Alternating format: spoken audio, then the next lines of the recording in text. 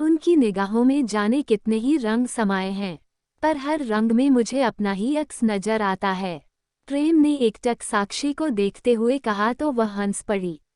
चलो आज तुम्हें अपने पेरेंट्स से मिलवा दूं। प्रेम ने साक्षी का हाथ थाम कर फिर से कहा। साक्षी खुशी से चीख पड़ी। सच, उसके चेहरे पर शर्म की लाली बिखर गई। माहौल में और भी रंग भरते हुए प्रेम ने कहा, सोचता हूँ लगे हाथ उनसे हमारी शादी का दिन भी तय करवा लूं। साक्षी ने हौले से पलकें उठाते हुए कहा, सीधे शब्दों में कहो ना कि तुम मुझे प्रपोज कर रहे हो। इतने निराले अंदाज में तो कभी किसी ने प्रपोज नहीं किया होगा। साक्षी की बात सुनकर प्रेम हंस पड़ा, फिर गंभीर होता हुआ बोला, सच प्रेम बहुत प्यार करने लगा हूँ तुम्हें और तुमसे जुदा होकर जीने की बात सोच भी नहीं सकता। इसलिए चाहता हूँ जल्द से जल्द हमारे रिश्ते को घर वालों की भी स्वीकृति मिल जाए।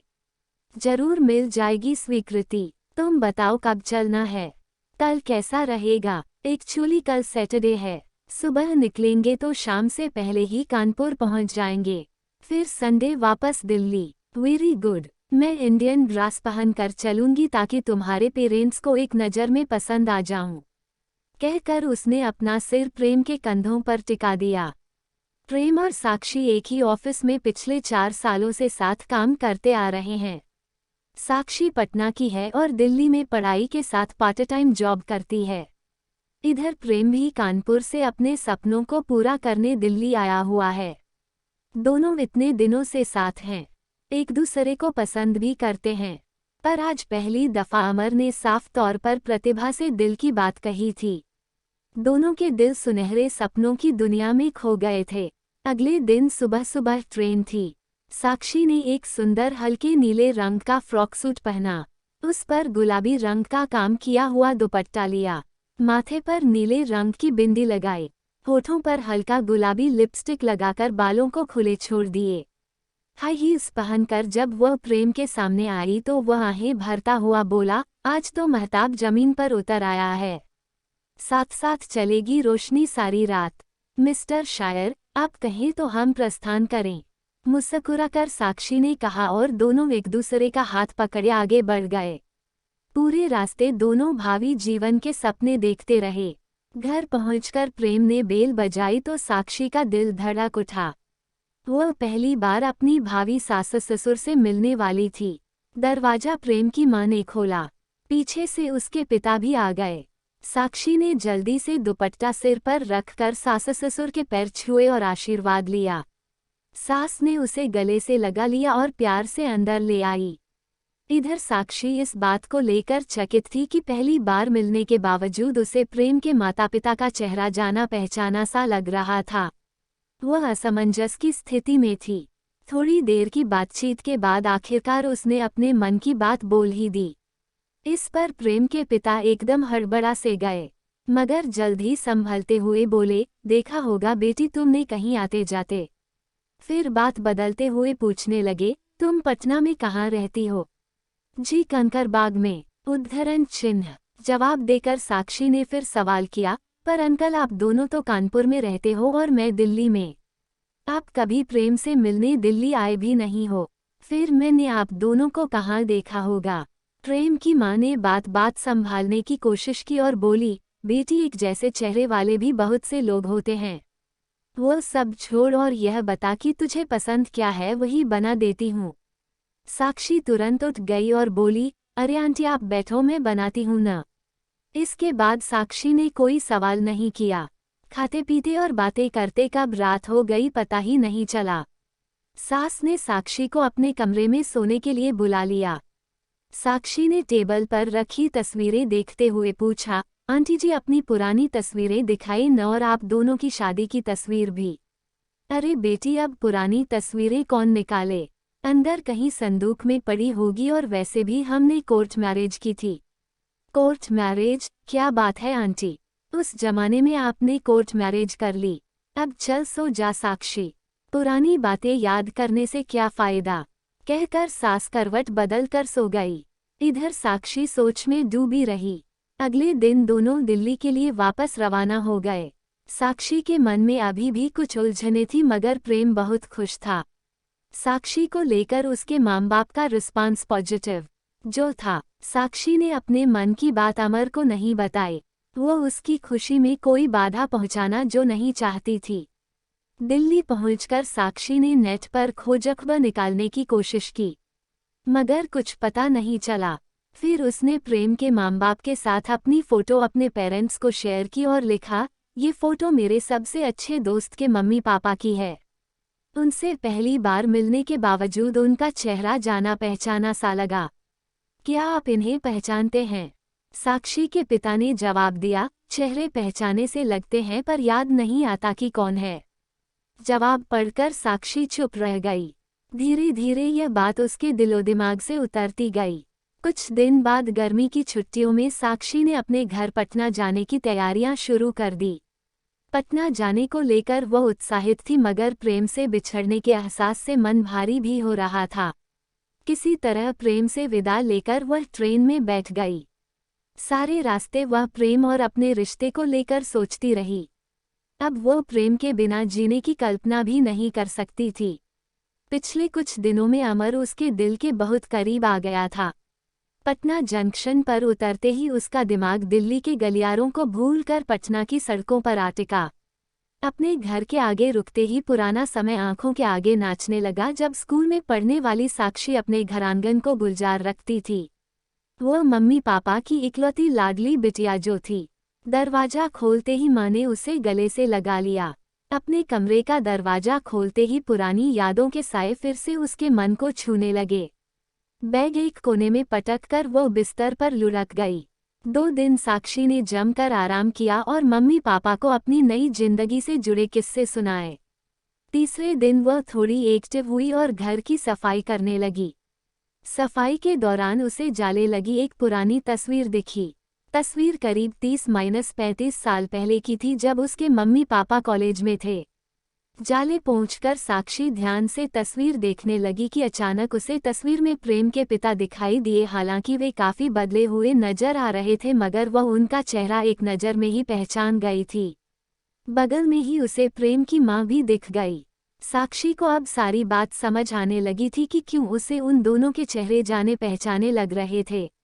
बचपन में उसने कई बार वह फोटो बहुत ध्यान से देखी थी, पर उसे अब तक ये समझ नहीं आया था कि उसके मम्मी पापा ने अमर के पेरेंट्स की फ़ोटो पहचानी क्यों नहीं, जबकि वे कॉलेज में साथ थे। काफ़ी देर तक साक्षी यही सब सोचती रही। तभी उसे कमला काकी का ख्याल आया। उसके परिवार के साथ उनका रिश्ता बहुत पुराना था। साक्षी ने अपने साथ वह तस्वीर भी ले ली। कमला आंटी का बेटा राकेश उसका बचपन का साथी था। कमला काकी ने उसे देखते ही गले से लगा लिया। कुछ देर बैठने के बाद साक्षी ने वह तस्वीर निकाली और काकी को दिखाई। काकी तुरंत तस्वीर पहचान गई। तब साक्षी ने प्रेम के पेरेंट्स की तस्वीर दिखाई, जिसमें वह भी थी। इस तस्वीर को देखकर काकी चौंकी और फिर बोली, अरे तुम अरविंद और माया से कब मिली? वे दोनों कैसे हैं बेटा? आप जानती हैं इन्हें? हाँ मेरी बच्ची। वे तस्वीर दिखा अपने पापा वाली।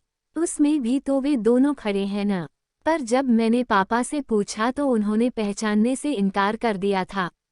साक्षी की बात सुनकर काकी थोड़ी गंभीर हो गई, फिर बोली, कैसे पहचानेंगे? उसका घर जो जलाया था तेरे पापा ने। घर जलाया था, पर क्यों काकी? क्योंकि उस वक्त तेरे पापा की बुद्धि मारी गई थी। सरपंच के इशारों पर चलते थे।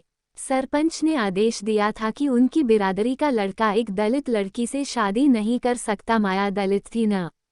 सरपंच ने लठैतों को भेजा उनका घर जलाने को। बस तेरे पापा भी निकल लिए साथ। ये भी नहीं सोचा कि अपने दोस्त का घर जलाने जा रहे हैं। उसकी आंख तो तब खुली जब उनका पुश्तैनी घर पूरी तरह जलाने के बाद सरपंच के लड़कों ने अरविंद के बूढ़े माँ बाप को भी मार डाला। छोटी बहन को घर में जिंदा जला दिया। ये सब देखकर तेरे बाप की रूह कांप उठी और उसने उसी दिन से सरपंच का साथ पूरी तरह छोड़ दिया। इधर अरविंद और माया किसी तरह अपनी जान बचाकर कहीं भाग गए।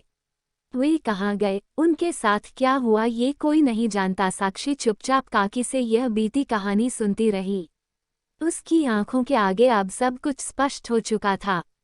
क्या आप मुझे उनका जला हुआ घर दिखा सकती हो? बेटा उनका पुश्तैनी घर तो सालों पहले खंडहर में तब्दील हो चुका है और आज तक खंडहर ही है। कोई नहीं जाता उधर। तू कहती है तो राकेश को भेजती हूँ तेरे साथ। प्रतिभा राकेश के साथ उस खंडहर नुमा घर को देखने पहुंची। टूटी इजली इमारतें, खाली पड़े आधे अधूरे कमरे, दरकी हुई दीवारें, दम घूंटता वीरानापन, सब चीख चीख कर उस स्याह काली रात का दर्द बयां करते दिखे।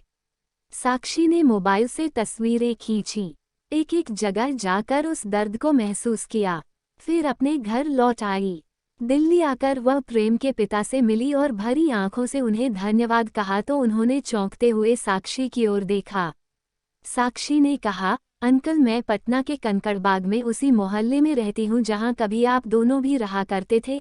इतनी मुसीबतें आने के बाद भी आपने आंटी का साथ नहीं छोड़ा, अपने प्यार को निभाया, इतनी हिम्मत दिखाए। You are great uncle. उसकी बातें सुनकर प्रेम के पिता की आंखें भर आई। वे समझ गए थे कि जो राज उन्होंने बेटे से भी छुपाया वह सब बहू जान चुकी है। प्रेम के पिता ने साक्षी के सर पर आशीर्वाद का हाथ रखा और फिर हौले से मुस्कुरा दिए। साक्षी ने फैसला कर लिया था कि अब वह जल्द ही प्रेम से शादी कर लेगी, मगर अपने पिता को इस शादी में नहीं बुलाएंगी। प्रेम से भी सच्चाई छिपा कर रखेगी। इस बीच मम्मी ने फोन पर बताया कि अगले सप्ताह पापा का कैटरैक्ट का ऑपरेशन होने वाला है। ये सुनकर उसने प्रेम से बात की और उसे कोर्ट मैरिज के लिए तैयार कर लिया। कुछ खास लोगों की उपस्थिति में कोर्ट मैरिज करके आर्य समाजी तरीके से शादी करना तय हुआ। साक्षी ने जानबूझकर शादी की तारीख 15 दिन बाद की रखवाई, जब उसके पापा का ऑपरेशन हो चुका हो और उसकी शादी में केवल उसकी मम्मी ही आ सकें।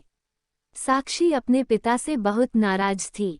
शादी के सारे काम खत्म होने के 2-3 बाद साक्षी की मां को जाना था तो साक्षी और प्रेम उन्हें स्टेशन छोड़ने गए। तब प्रेम अपनी सास के लिए पानी की बोतल तथा सफ़र के लिए कुछ खाने का सामान लेने गया। तब साक्षी की मां ने साक्षी को अपने पास बैठाकर कहा, बेटा मुझे पता है तुम अपने पिता से नाराज हो, तभी तुमने अपनी शादी ऑपरेशन के बाद रखी, पर तुम्हें पता है जब मैं यहाँ आ रही थी तो तुम्हारे पिता ने मुझसे क्या कहा था?